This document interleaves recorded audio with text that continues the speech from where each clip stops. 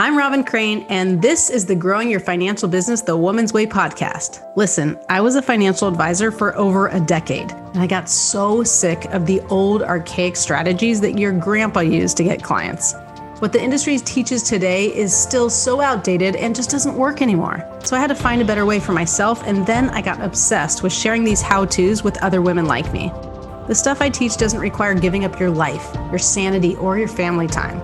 I want women like you to have it easier than I had it, so you can thrive in the industry. I've now helped thousands of women grow their financial businesses to multiple six figures, some even seven figures per year. So on this podcast, you're going to get an inside look at how they did it so you can do it too. Let's dive into the show. Welcome back. It's Robin Crane here with Laurie Barkman. And I'm really excited about this because she does business transition and helps. She's an owner of an M&A firm.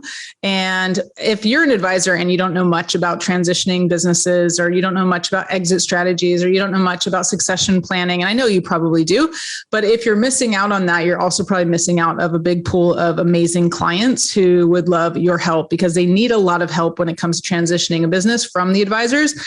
So understanding that and helping you get clients like that and keep clients like that, and find more amazing business owner clients to make you a lot of money and let you help more people. We got Laurie Barkman here. So tell us how you got into this, because I know one of the things on your bio, I didn't even say your bio, but Laurie is the former CEO of $100 million revenue company with an exit to a Fortune 50 company. So that was extremely impressive to me when I read that. MBA, she's a business transition Sherpa, and she's just done so much with businesses and like, it's just incredible. So tell us a little bit about your journey and how like the advisor kind of fits into all this. Robin, thanks for having me. This is such an important topic, and I'm super excited to talk with you and have your audience listen to what we are thinking, because this is hopefully going to help them, like you said. How did I get into all this? Yeah, you mentioned one of the really main things. Most of my career was in organizations from small to big.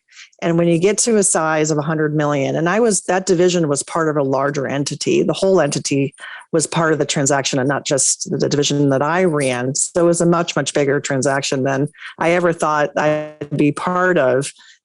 It was public information. It was sold for $1 billion. Holy and crap. Going were you, through, sorry to interrupt, but were you an owner or the CEO? Because it could be the same. I was not the owner. It was a third generation company, over 100 years old. Wow. And I was brought in from the outside and part of a succession plan to run one of the divisions. And the company was in the logistics space. And it was a really interesting story. I was so happy for the family. We all were. They were a third generation company that went through a lot of innovation and change over the generations. And unbeknownst to them, a big company in that space had been watching and paying attention to what they were doing for years, but we had no idea. And that is one of the main things that I like to talk about and have consideration with owners is that you just never know when someone's going to come knocking on your door and it's the right fit. So why not prepare for that day? Because not only will it help you achieve more value from your hard work, but also it's going to help you run a better, more enjoyable business along the way anyway. So going through the M&A process was really part of it. And I worked in private equity for a bit, and I was on the other side of the table of making deals. And I realized I really like the deal side of these entrepreneurial conversations and how to help an entrepreneur reap the benefits from all their hard work over the years. I work with privately held companies in the lower middle market from, let's say, $1 million to $50 million. It's a pretty wide range. And Stony Hill Advisors is the name of the firm that I'm affiliated with. I am not the founder of that company, but I'm proud to be part of it. And we specialize in this lower middle market because we think there's a great opportunity in the experience we have in this space. It often gets ignored by the bigger guys, if I can say it that way, in terms of the investment banks. They're not typically working in this space, but that doesn't mean these business owners don't need the support to help them, achieve what their goals are. So that's a big reason why I'm doing what I'm doing. I love that. And I would say from an advisor perspective, it's like it is a big difference, like $1 million company or a $50 million company. That is a wide range. But I would say even for, I think a lot of advisors thinking, well, someone has a $1 million company, that seems like a pretty successful company. I mean, if we look at percentages, I don't know what, it's probably like 1% of the world or something. Like it's not a lot of people are doing that, or a lot of businesses are doing that. And I'm making up numbers. You'd probably know the real numbers. But I think from their perspective, it's like, well, how do I showcase my value? How do I get in on that? Because you're kind of like, they're ignored, by the bigger companies, but it's probably business owners of that size, especially let's just say the 5 million, 10 million and beyond range are definitely sought after by advisors, like thinking like, wow, this would be amazing to have these type of clients. If they're patient, right? Because they might not have a lot of cash like at hand until they sell the business. But how do, from an advisor perspective, knowing what you know about these type of business owners and their needs and what they like and what they don't like, how would an advisor get that sort of attention so that they can build those relationships that are long lasting? So when there is an exit, when there is a transition, they get to help and be part of it and also kind of reap the benefits of that. I think the key word that you said there, Robin, is relationship. If an advisor is focused on the relationship and the bigger picture, the long-term advisory relationship with a client, that can go a long way. And to your point, when someone is just getting started in their business as a founder or a next generation leader taking charge of a privately held business in their family, it can take some time to get their feet underneath them and get some air underneath their wings. And some advisors might have a preference to only handle, AUM or, assets of clients that are of a certain size. And maybe it's a growing part of their business to take on clients that maybe one day can reach, 10 million in assets or more. And business owners, if they're successful, could be a good segment for that type of client. Business owners want trusted advisors. I like to call it the boat. Who's in your boat? The business owner advisory team. I have one client that I'm getting to know, and he has had accounting advisor, tax advisor, law advisor, and he has not yet mentioned a financial services advisor to me, but he might have one as well. And he talks with them at least once a year about strategic issues on his business. And I credit him a lot for doing that. He's in his 60s. He's been doing this a while. There's a lot of business owners I meet that have a lot of faith and trust in the people that are working with them, either personally or professionally. And they see it as relationships that they want to continue. And so at times with a financial service advisor, they might talk about how the business is doing. And they might say things like, one day I might want to take some chips off the table. And my business, or they might say, I don't know what my business is worth. What part of my business is in my total net worth? I have no idea. They might say things like that. And so if an advisor is looking for those signals and those clues of how they might be able to add value, they could say, you know what? There's somebody in my Rolodex that I could bring into the loop. And somebody like me, I'm not saying it has to be me, but let's just say somebody like me. And what are my characteristics that they might think about from a center of influence that they might want to talk to? Well, for me, I work with business owners from transition to transaction, from creating value to letting go. So if they are pre-M&A, right? They're not ready to sell yet. They're thinking about growth. They're thinking about how they might fund their future, how they might get from A to B.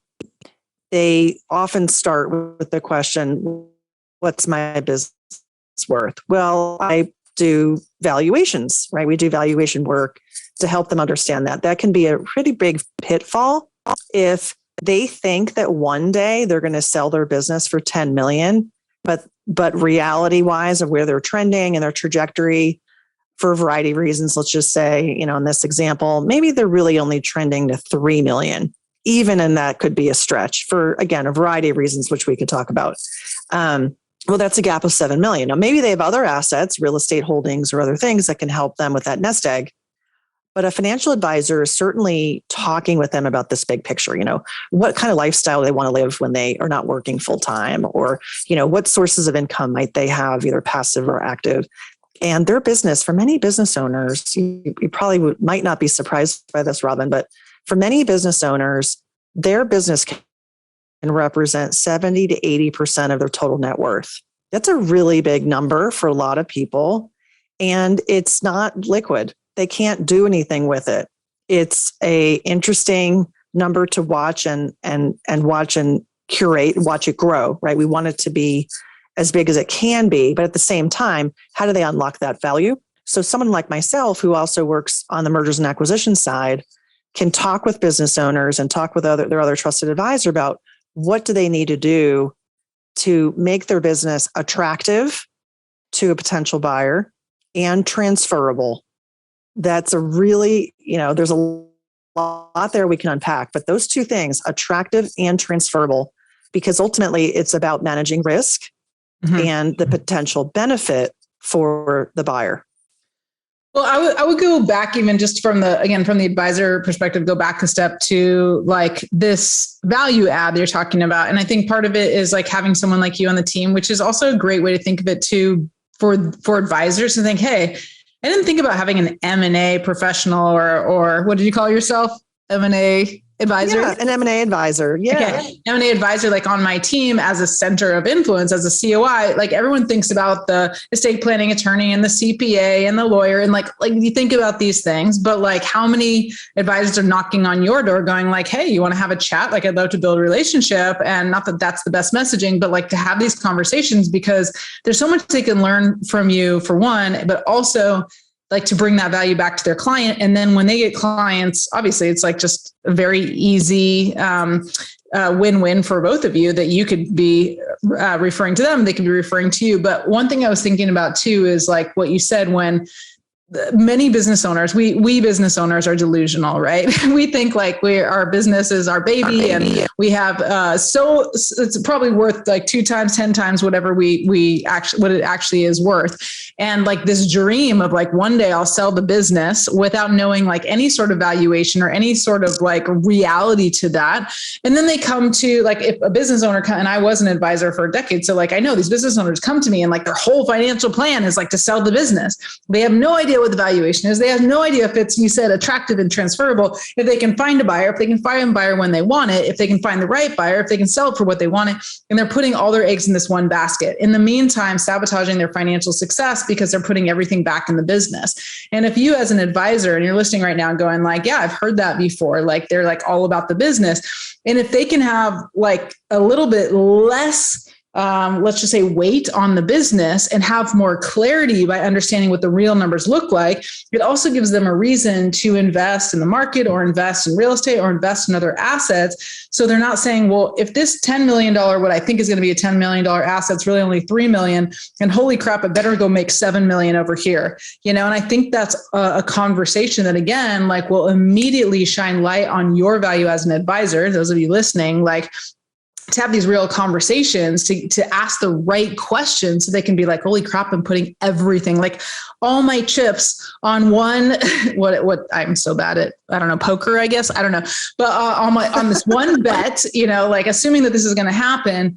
And then if it doesn't, I'm completely screwed, and if you can have those conversations, hard conversations, then it motivates them to start saving in other places. And then also gives them a way to transition that's going to actually be effective as opposed to just like hopeful, right? I love that. Hope is not a strategy. Yeah. And 100% of business owners are going to leave their company one day, but very, very few of them are prepared.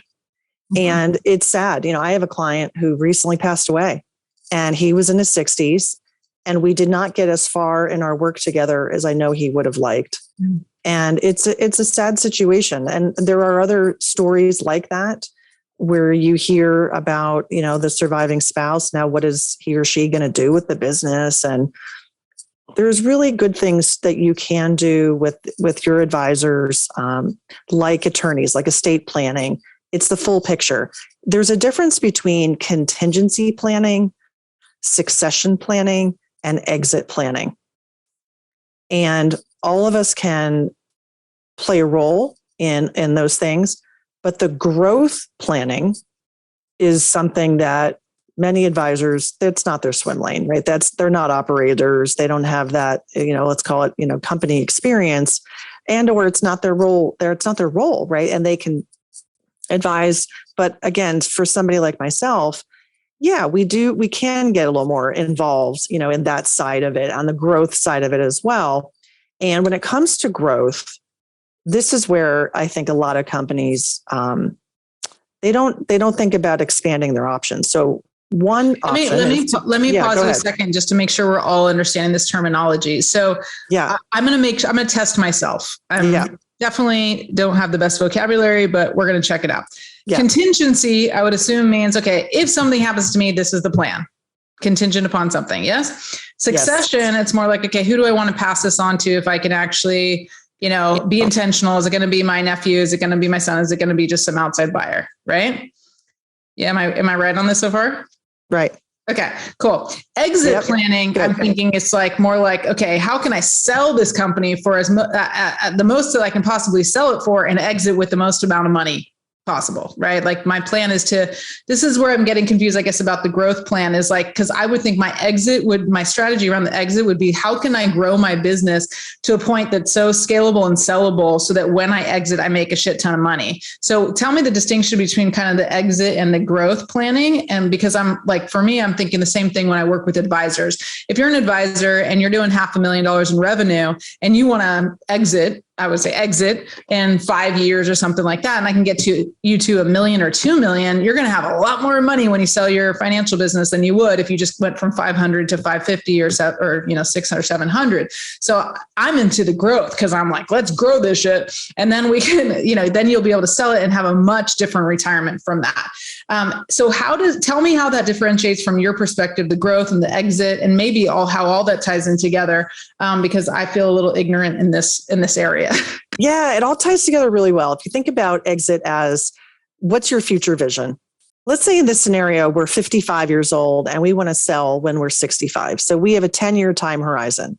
And maybe we want to increase the value of our company by 5x. So we've had a valuation, it's worth $1 million today. We want it to be worth $5 million.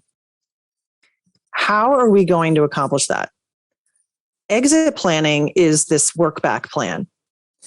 It's a way to almost reverse engineer where you want to be, the lifestyle you want to live. Then do you want to just put your feet up on the desk? You want to be a chairperson? Right. You want to be day to day? The succession feeds into that because maybe you're going to be succeeded by an outside hire, like a third party, like my experience I talked about, or to your family, if you want to hand the baton over to someone in your family. So succession is part of that. Succession can be to the buyer, whoever buys your company. So succession is a little bit of a broader term. It can be internal or external. And you're right. Contingency is take this, hammer and break glass at time of emergency. And exit, again, is this bigger picture. It's kind of the umbrella around your personal goals, your financial goals, and your business goals. So that's where I often start with clients is we do an assessment of the business. What's the business today? What are its strengths? What are its potential risks that you could be facing that you have no idea? It's a good way to look in the mirror and doing it from an enterprise perspective. I help business owners understand valuation versus their peer group, in their industry of relative same size. We look at comps and other things. And part of this, again, is assessing the attractiveness of the business, which is in the eye of the buyer. How can we see our business as if we're the buyer? It helps them just have that different point of view. And in the private market, just probably worth pointing out, there's an infinite number of prices that we could put on your business. It's not like going to Yahoo Finance and looking up a share price. Mm-hmm. And so that's why if we can do this reverse engineering and think about who is the natural acquirer of my company. So not only what is my envelope test, if I was going to sell my company, what would it be? And I write it on a piece of paper, I put it in an envelope and I put it in my drawer and I forget about it, right? And then if I think about also the natural acquirers, some of those acquirers might value my business differently. Mm-hmm. We can talk about the different acquirers that are out there by category. And just at a super high level, it's either an entity, a strategic acquirer like another company. It's a financial buyer, like many people are probably familiar with private equity groups, and there are other types also. Or it's a related party, like someone in the family. Those are the three main categories. Each of those categories will value risks and benefits and that investment opportunity differently because their lenses are different. So the value drivers and the risks in your business as they perceive it could be higher or lower, depending upon how they look at it, which then means a higher or lower valuation applied to your business. Mm-hmm. Gotcha. And then the growth planning side? Yeah. So the growth planning. So let's say, again, we're at a gap. We're valued at $1 million today. We want to be, one day we want to be 5X. So how do we get there? If it's organic growth, organic means it's within our control. We're trying to add to our sales team. We're adding in marketing expense and budget and people and great ideas. And maybe we're launching new products that we've created. So those are things within our business. Those are organic. The other way to achieve growth is to be acquisitive, to buy companies. And if you acquire a company, it's added to your base of value. So if we value your business at $1 million and you buy a company for $1 million, your entity is worth $2 million. Mm-hmm. So that's another way to have a growth strategy, is to be looking for companies to acquire and integrate them into your business. Awesome. So in the last few minutes that we have here, again, I think just understanding this is valuable enough, because to one degree, because you're like, okay, as an advisor, having this information, understanding what the business owner is thinking, what they should be thinking, what would be helpful to get them to think about, I think is already valuable, because then you know what questions to ask. And it's never about what you know or what you say. It's typically about what you ask. But if you don't know anything about it, you don't know what to ask, right? So this is really helpful, I think, just starting to get the advisor to think about, well, what conversations can we have and what is their plan and what would I ask in order to show that, hey, when we find these gaps, I can find someone to help solve those problems. But I also think, like I said earlier, just business owners in general, at least I can vouch for myself. I can say, we're constantly thinking of growth. We're constantly, and most have the entrepreneurial mindset, want to grow. And because of that, there's this tendency to sabotage the personal wealth side, because I just think I have this, whether it's true or not, maybe delusional, viewpoint that if I just keep putting money back in the business, I can make it a lot faster than I could if I put it in the market. And I think that's also just worth considering of that mindset, because so many advisors are taught, I wouldn't say even think it, but are taught that the best place to invest is the market. Almost like the only place to invest is the market. Well, typically, if a business owner has been successful in business, the best place to invest is in their business, or creating that business, to maybe acquiring companies and getting to a point where it's scalable and sellable, so that when you do sell it, that trumps any sort of market gain. And I think the awareness of that psychology and the way that business owners think, and not making that wrong, will allow you as an advisor to be able to ask them the tough questions and say, well, what if this doesn't work? And what if this doesn't happen? And what's the plan B around here? And even if I give this question to some of my clients, I said, let's imagine whatever you want to have for retirement. Let's say it's 10 million. Okay. And now you don't even have to know the number. You say double it. What would you do differently?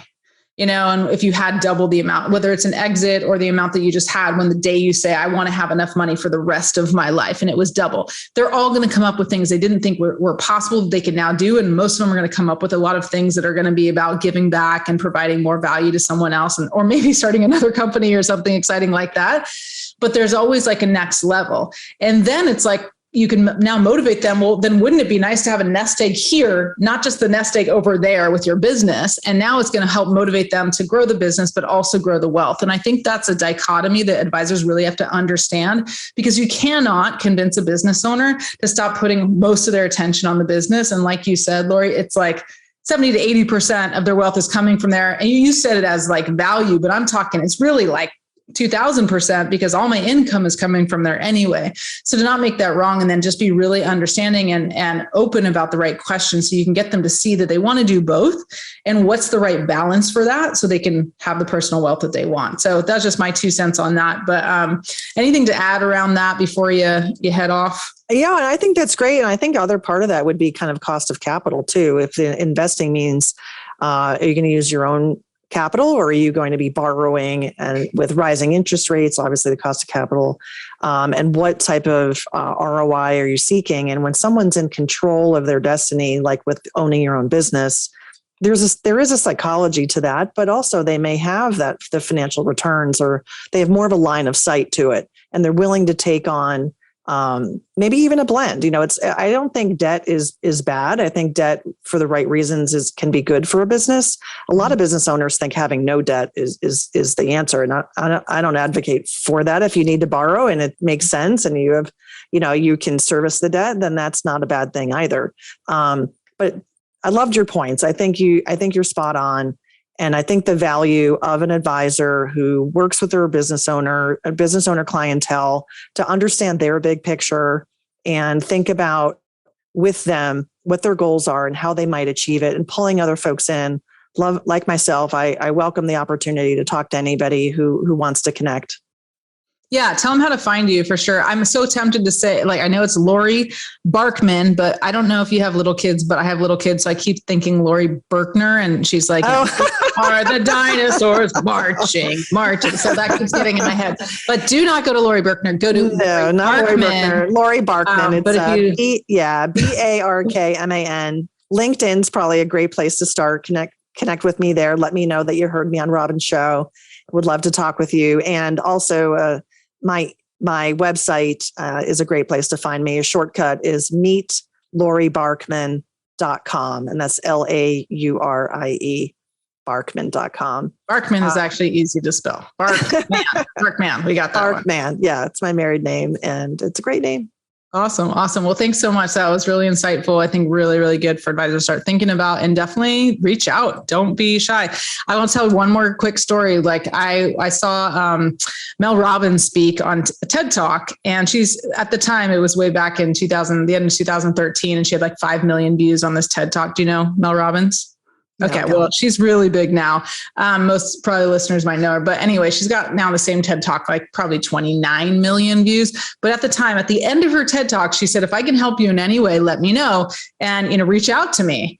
And there's 5 million views on this TED Talk, but I was the one, and who knows how many other people reached out to her, but I reached out to her and I said, hey, Mel, I saw your TED Talk. You said, if I can help you in any way, let me know. And I reached out to her and I sent her a message, and I ended up interviewing her for my book at the time, and, built a relationship. She wrote the foreword to my book and all that, a different book in the end. But the reason I say that is because so many people listening, hear that, but then they think, oh, well, she's on a podcast. She's really big now. She probably doesn't have time. I don't know if anyone's thinking that, but dude, reach out to her. She's really open to have these conversations. And this is a really huge part of your business, especially if you want to work with business owners, that you just having someone in your corner would help you so much. So make sure to reach out to her, have that conversation, see if she can be one of your centers of influence, and you can be one of hers, and it could be really match made in heaven. So thank you so much for being on the show, and thank all of you for coming and checking it out. We'll see you next time.